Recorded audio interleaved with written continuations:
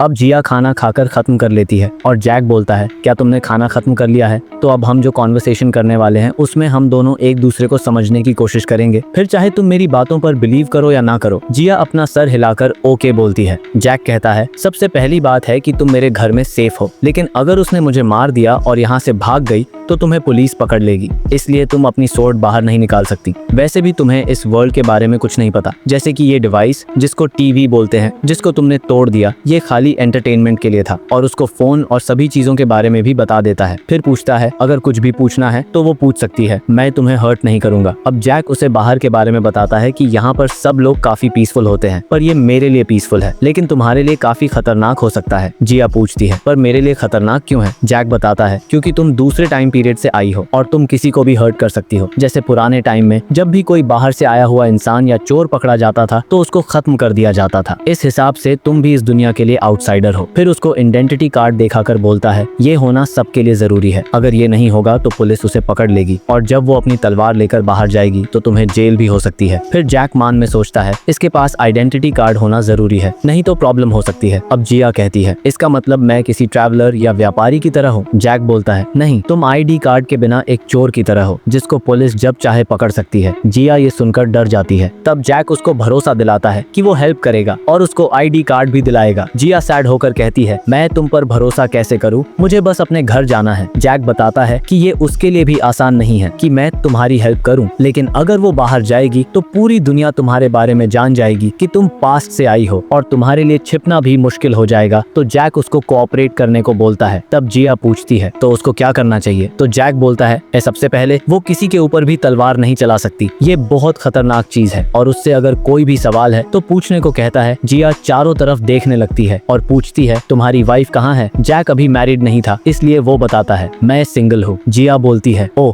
तो तुम अनमैरिड हो? फिर दोनों चुप हो जाते हैं। तभी जैक उसको उसके साथ आने को बोलता है। इसी बीच जिया चुपके से अपनी तलवार उठाकर पीछे छिपा लेती है। जैक उसको कमरे में ले जाता है जहाँ पर जिया अब से रहेगी। वो बताता है, ये कमरा थोड़ा गंदा है। जैक कमरे को साफ करने लगता है। जिया अपने मन में सोचती है, ये जगह बहुत अजीब है और ये इस जगह का मालिक है, और तो और इसकी शादी भी नहीं हुई है। जैक कमरे को साफ कर देता है और उसको रेस्ट करने को बोलकर कहता है, मुझे पता है कि तुम कंफ्यूज्ड हो, क्योंकि वो भी कंफ्यूज है। होपफुली जब हम सुबह उठे तो ये सब एक सपना हो, और उसको गुड नाइट बोलकर जाने लगता है। अब जिया अपनी तलवार लेकर चुपचाप से जाकर बेड पर बैठ जाती है।